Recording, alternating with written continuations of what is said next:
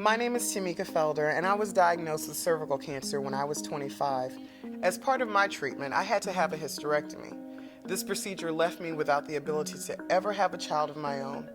Now, you may be asking yourself, what does this have to do with dating and sexuality?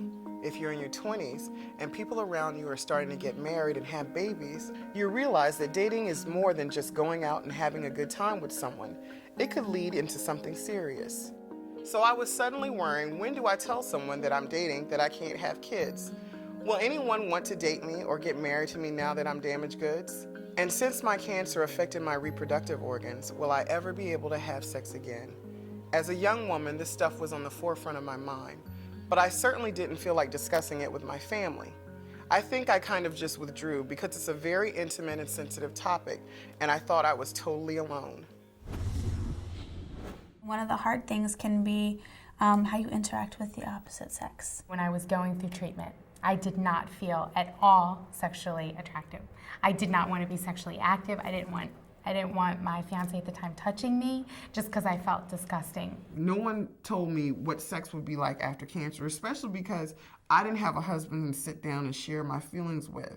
I didn't have a significant other to say, this is what happened to me.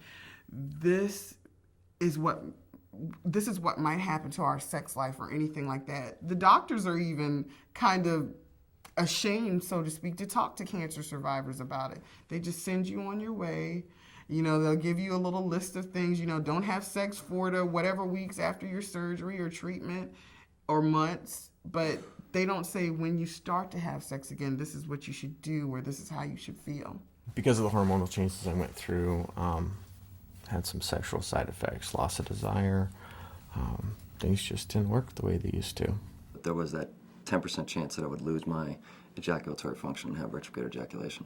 As it turns out, that did happen to me, so that's one of the things that I now have going forward. As far as relationships are concerned, I'm terrified of them because, you know, my friends joke about it. They say I'm too aggressive because if I meet someone, I want to put it all out on the table. You don't just want to like spout out when you first meet like somebody new. You're like, hey, I have cancer. They're like, great, I'm gonna run in the other direction now.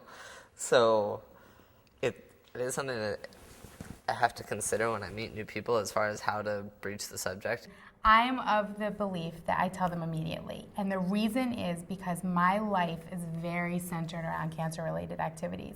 And if for some reason they feel that they can't handle that or that's something that's going to bother them, then I need to know that up front. If I go on a first date with someone, usually within the first half hour, they know that I've got one testicle, they know that I've had cancer and so on.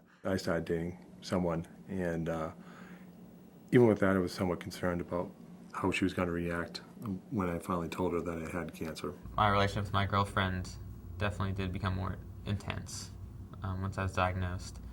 We were pretty close before, but once I told her, it just became that much more important. We both realized how important we were to each other, and so I'd say that the cancer brought us closer, and she did a great job of being there for me. Yeah, and I said, you know what? You don't have to be part of this. I gave him an out. And he wouldn't take it. He said, you know what? I'm in this all the way with you. If cancer has been a part of your life, embrace the changes you've gone through and know your options. Cancer and its treatment can affect your sexuality both emotionally and physically. Find a way to speak up and talk to somebody about it. Ask your doctor about the physical and emotional issues surrounding your sexuality, and find other young adult cancer survivors and share your story. I used to be afraid to let people know that I had cervical cancer. The thing that helped me the most to get over the fear is realizing that I'm still the same person. I love myself. I'm thankful for my life. I fought hard for it. Now I want to share my life with someone else. Think about what you want to tell or not tell a potential date about your cancer experience before you find yourself sitting across the table from someone who makes you a little weak in the knees and tongue-tied. I found that I have to be open about everything because it made me who I am. I know the perfect man is out there looking for me. He's just a little lost. I think I'm going to send some smoke signals to help him find his way. If you're dealing with issues related to dating and sexuality, it's important that you talk to your doctor or contact these cancer-related organizations for more information.